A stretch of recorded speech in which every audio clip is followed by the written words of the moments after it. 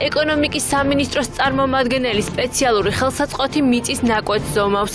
დეტალურმა აზომვითვა სამუშაოებმა სახელმწიფოს მფლობელობაში არსებული ქონების ზუსტი მონაცემები უნდა დაადგინოს. მოცემული აპარატი არის ოპტიკური ელექტრონული აპარატი, დანადგარი ტახეომეტრი, რომელთა ხორციელებს მოცემული ტერიტორიის აზომვას. კერძოდ აპარატი საჭირო არის უზუსტესი აზომვებისათვის, აქ საუბარია მილიმეტრებზე. თბილისში ჩოლოყაშვილის ქუჩაზე მდებარე მიწის ნაკვეთი და შენობა ნაგებობები ერთ-ერთი ობიექტია, რომელიც სახელმწიფო ქონების ინვენტარიზაციის საპილოტო პროექტის ფარგლებში სახელმწიფოს ბალანსზე დარეგისტრირდა. ობიექტი პრივატიზაციისთვის უკვე მზადაა. წარმოადგენს დაურეგისტრებულ უძრავ ქონებას, გატარდა შესაბამისი აზომვითი სამუშაოები, დარეგისტრირდა სახელმწიფო საკუთრებაში და დღესდღეობით მიწა და მასზე განთავსებული შენობა ნაგებობები დევს აუქციონზე და საწყის ღირებულება წარმოადგენს 2 მილიონ ლარს.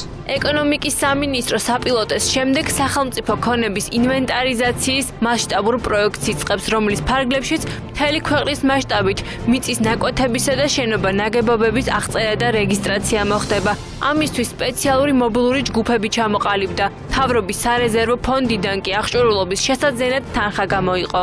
პროექტის ფარგლებში გამოიყო 1,48,000 ლარი, რომლის ფარგლებში შეძენილი არის 16 ავტომანქანა და ასევე აზომვის აპარატურა. აზომვის აპარატურა კონკრეტულად ახორციელებს ამ შენობების აღმოჩენილი მიწის ნაკვეთების, შენობა ნაგებობების აზომვებს და რეგისტრაციას შემდგომ საჯარო რეესტრში. ეს ყველაფერი განპირობებულია იმით, რომ ერთხელ და სამუდამოდ სახელმწიფოს გააჩნდეს ბაზა და ინფორმაცია იმის შესახებ, თუ რა ქონება განეკუთვნება სახელმწიფოს საკუთრება და რა არის კერძო საკუთრება. თბილისსა და გარდაბანში სახელმწიფო ობიექტების ნაწილი უკვე აღირიცხა. ქონების პრივატიზებიდან შემოსავალმა კი შარშან 3 მილიონი ლარი შეადგინა. ეკონომიკის სამინისტროში აცხადებენ, რომ პრივატიზაციის პროცესი კვლავ გაგრძელდება.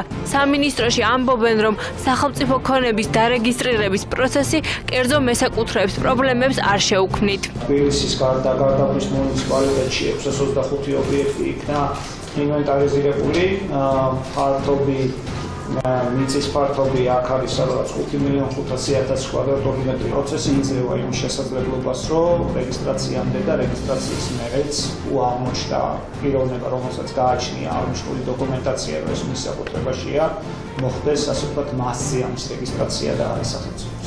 სახელმწიფო ქონების ინვენტარიზაციის პროცესი 2016 წლისთვის დასრულდება.